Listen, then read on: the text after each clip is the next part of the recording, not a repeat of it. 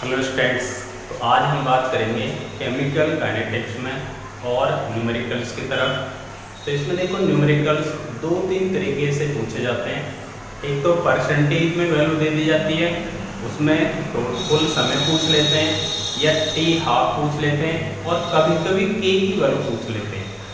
और second time में क्या होता है, टेबल में कुछ वैल्यूज दे दी जाती हैं, टाइम दे दिया जाएगा तो उसमें एक की कंसंट्रेशन दे दी जाती है और फिर उसमें पूछा जाता है कि बताइए ये फर्स्ट ऑर्डर रिएक्शन है या नहीं, या पूछ लेंगे सेकंड ऑर्डर रिएक्शंस की वैल्यू दे देंगे और पूछेंगे बताइए सेकंड ऑर्डर रिएक्शन ये है या नहीं। ठीक, तो आज हम मोस्टली ज़्यादातर क्वेश्चन इन्हीं पे हो जाते हैं, टेबल में कुछ वैल्यूज दे दी जाती हैं या परसेंटेज में वैल्यू दे दी जाती है। तो आज सबसे पहले हम परसेंटेज में जो वैल्यू दी जाती हैं उनमें टोटल टाइम या की वैल्यू कैसे कैलकुलेट करते हैं उसको उस पर बात करेंगे हम। उसमें पहले भी हमने डिस्कस किया था आज और उस पर डिस्कस करते हैं और आज सारे न्यूमेरिकल्स को आज क्या करते हैं, समाप्त करते हैं। ठीक, फिर नेक्स्ट न्यू लेसन की तरफ चलेंगे। तो आज पहले बात करते हैं परसेंटेज। तो फर्स्ट क्वेश्चन आज है हमारा नंबर 1 क्वेश्चन है, एक प्रथम कोटि की अभिक्रिया, एक प्रथम कोटि की अभिक्रिया, प्रथम कोटि की अभिक्रिया का अर्ध आयुकाल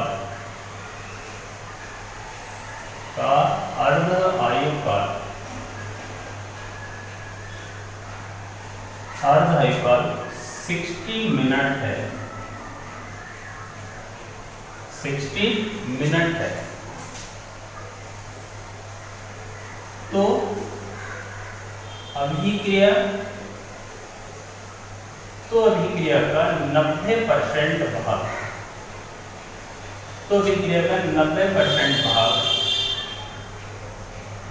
पूर्ण होने में, 90% भाग पूर्ण होने में कितना समय लगेगा?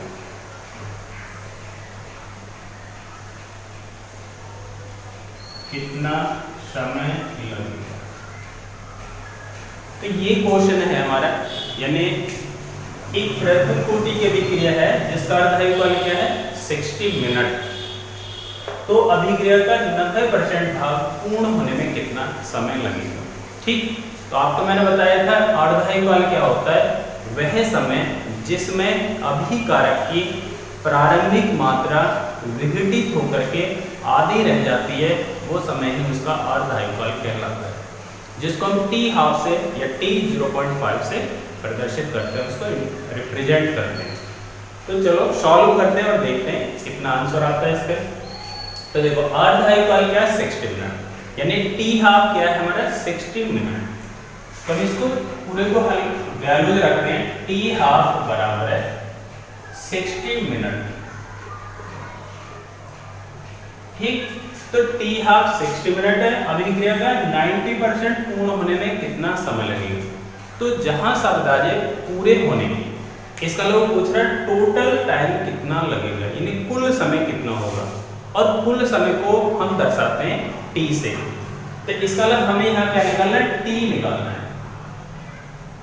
टी की वैल्यू हमें मालूम नहीं है, उसको कैलकुलेट करना है।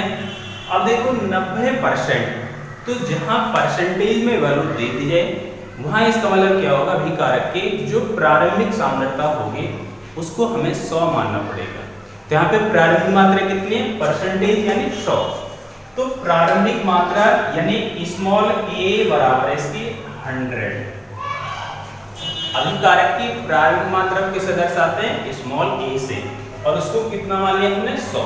परसेंटेज में रखा है, तो देखो वो करें 90% भाग पूर्ण होने में, यानी 90% का मतलब ये है कि इसमें से 90% भाग क्या हो गया, डिकम्पोज हो गया, विघटित होकर के हो गया अलग।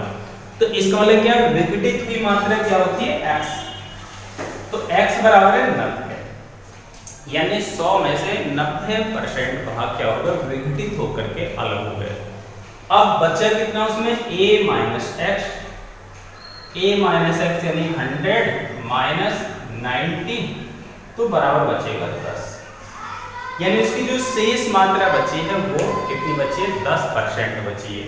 तो देखो टी हाफ 60 मिनट है, टोटल टाइम हमें सॉल्व करना है और अभिकारक की प्रारंभिक मात्रा 100 मान ली हमने, क्योंकि परसेंटेज में है वैल्यू, और शेष विघटित मात्रा जो विघटित होगी 100 में से कितने विघटित होगी? 90। तो इसका मतलब क्या है? विघटित मात्रा x बराबर 90, शेष कितनी बच रही है? 100 में से 90 निकल गई तो कितनी बची? 10। तो a माइनस एक्स क्या है? शेष मात्रा बराबर 10। तो अब हम यहाँ पे फर्स्ट ऑर्डर रिएक्शंस का फॉर्मूला है, हमारे पास दो मेथड हैं इसको सॉल्व करने की। पहले हम एक तो k बराबर 0.693 अपॉन टी हाफ से हम पहले क्या निकालें? k की वैल्यू निकालें, और k की वैल्यू वहां से निकालने पर फिर उसको रखें फर्स्ट ऑर्डर रिएक्शन के अंदर। तो यानी दो स्टेप्स में से निकलना पड़ेगा, फर्स्ट स्टेप और सेकंड स्टेप। तो हम इसको दूसरे मेथड से ऐसे सॉल्व कर सकते हैं कि हमें k की वैल्यू निकालने की जरूरत नहीं पड़ेगी और हम इसको डायरेक्ट यहाँ से कुल समय बता सकते हैं कि इसको विघटित होने में कितना समय लगेगा। तो देखो हम डायरेक्ट इजी कैलकुलेशन कम टाइम में बिना k के कैसे सॉल्व करते हैं न्यूमेरिकल्स को, उसको देखते हैं। ठीक, तो हम क्या करेंगे? देखो हमारे पास एक तो आधा इक्वल कितना? 60 मिनट। तो पहले तो निकालो 4 t कितना है? t हाफ, यानी t 60 मिनट। तो t 60 minute means t half, तो उसका हाफ टाइम है 60 मिनट। तो जब 4t 60 मिनट पे, तो इसका मतलब अभिकारक की प्रारंभिक मात्रा कितनी होगी? 100। वो तो हमें 100 ही माननी पड़ेगी, 100। और अब इसकी विघटित मात्रा यानी t हाफ है, तो सीधी बात अभिकारक विघटित होकर कितना रह गया होगा? आधा। t हाफ वही तो होता है जितने समय में विघटित होकर वो आधा रह जाए, तो 100 का आधा कितना हो जाएगा? 50। यानी वो विघटित होकर कितना रहेगा? 50। ठीक, तो अब शेष कितनी बची हमारे पास? 100 थी, 50 उसमें से विघटित होकर अलग होगी, तो शेष कितनी बची? 100 माइनस 50। तो यानी a माइनस एक्स कितनी होगी हमारे पास? a माइनस एक्स बराबर 100 माइनस 50 बराबर कितनी बचेगी? 50 बचेगी। यानी शेष मात्रा हमारे पास कितनी है? 50 बची।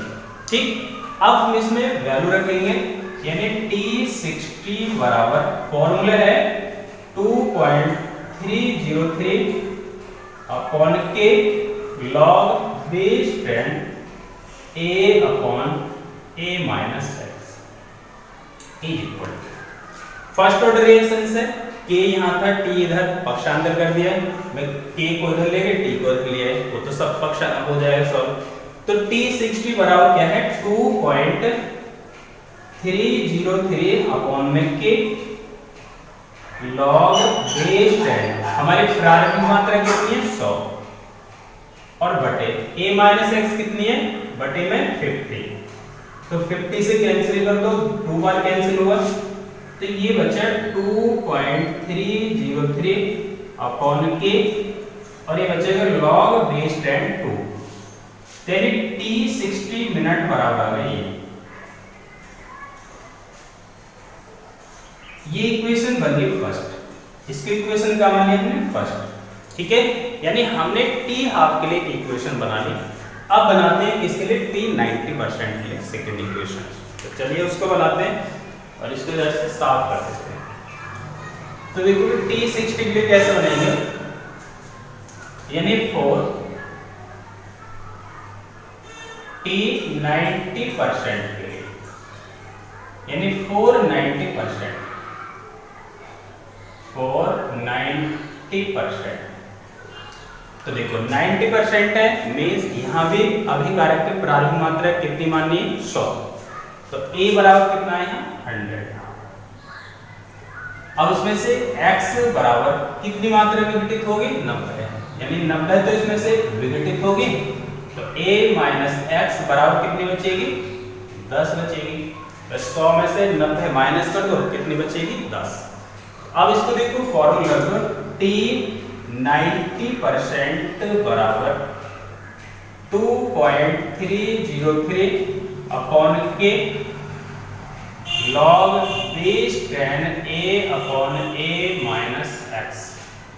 तो बराबर वैल्यू रखते हैं 2.303 अपॉन के लॉग बेस 10। ये कितना हमारे पास, यानी एंटी कारक की प्रारंभिक मात्रा कितनी है 100। तो रखो इसमें 100 बटे शेष मात्रा कितनी है 10। तो 10 से डिवाइड करो, 10 वर्ड कैंसिल हो गया। तो ये बचा 2.303 अपॉन के लॉग बेस 10, कितना बचेगा 10। यानी ये इक्वेशन बन गई सेकंड। T 90% की इक्वेशन कौन सी बन गई है सेकंड। इसकी इक्वेशन मान लो सेकंड, ठीक है। तो 90% के लिए इक्वेशन ये बनी और T हाफ के लिए इक्वेशन बनी ये। अब क्या करेंगे, इक्वेशन फर्स्ट में इक्वेशन सेकंड से कर दो हाफ, ठीक। तो इस क्वेश्चन को ऊपर से साफ करते हैं और हल करते हैं। इसको देखो,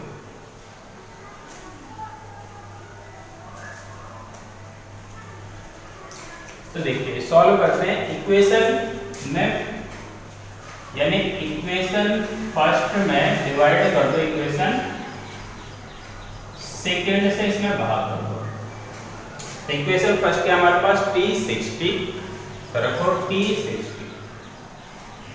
T60 अपॉन में T क्या आ जाएगा 90%। T 90% यानी T60 में T 90 से डिवाइड हो गया। अब देखो जब इसे डिवाइड करेंगे इससे कैंसिल हो जाएगा, तो बचेगा क्या लॉग बराबर लॉग बेस 10 अपॉन में लॉग बेस 10 और क्या बचे 10। तो ये आ गया हमारे पास, ठीक है। अब लॉग की वैल्यू रख लीजिए और सॉल्व करते हैं।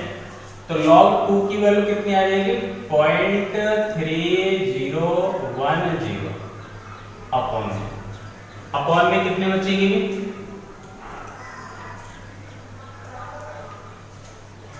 अपॉन में आ जाएगा log 10 की वैल्यू कितनी होती है 1, यानी ये होगा T60 अपॉन में T90% बराबर, ठीक है। यानी log 2 की वैल्यू होती है 0.3010 और log 10 की वैल्यू कितनी होती है 1। तो हमने log की वैल्यू रख ली। अब देखो हमें सॉल्व करना है T90%। तो देखो अगर इसको हल करेंगे तो ये आ जाएगा T60 बराबर क्या आ जाएगा T90% इनटू में 0.3010 क्रॉस मल्टीप्लाई कर दी, इसकी मल्टीप्लाई इधर, इसकी मल्टीप्लाई इधर। अब देखो T90% को लिया अपनी तरफ, T90% बराबर, तो देखो T90% ये मल्टीप्लाई में इसके बटे में आ जाएगा, तो क्या आ जाएगा T60 अपॉन में 0.3010। अब T60 यानी T हाफ है, ठीक है। T60 क्या है यहाँ पर T हाफ, और T हाफ की वैल्यू कितनी है 60 मिनट। तो T60 की जगह रख दो 60, यानी T हाफ क्या है 60 मिनट। यहाँ पर रख दो 60 अपॉन में आ जाएगा 0.3010, ठीक है। अब देखो पॉइंट हटाने के ऊपर 1 2 3 4 0 बढ़ा दीजिए, कितने हो जाएंगे 6, यानी 1 2 3 4 बटे में क्या बचेगा 3010,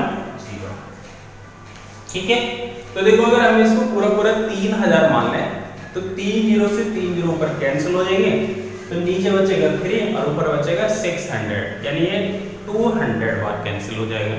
तो अप्रोक्सीमेट में अगर हम देखें तो इसका आंसर 200 आना चाहिए, लेकिन इसका एक्यूरेट आंसर आएगा 199.33 मिनट, 199.33 मिनट, या लगभग में कितने लग देंगे 200 मिनट।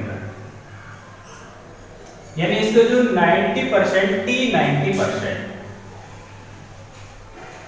तो 90% को कंप्लीट होने में जो टोटल टाइम लगेगा वो लगेगा 199.33 मिनट लगेगा। तो ये टोटल टाइम निकल के आ गया, ठीक है। देखो यहाँ पर बिना के हमने टोटल टाइम को कैलकुलेट किया है। तो जरूरी नहीं है आप के से सॉल्व करें, और कि जौन सी इजी कैलकुलेशन लगे उससे सॉल्व कर सकते हैं। आप पहले के की वैल्यू लगा लो, फर्स्ट ऑर्डर में रख लीजिए वहाँ थोड़ी सी कैलकुलेशन टिपिकल हो जाती है, लेकिन इससे कैलकुलेशन आसान होती है। ठीक, तो सेकंड क्वेश्चन की तरफ चलते हैं, इसको कॉपी करें और सेकंड क्वेश्चन देखते हैं।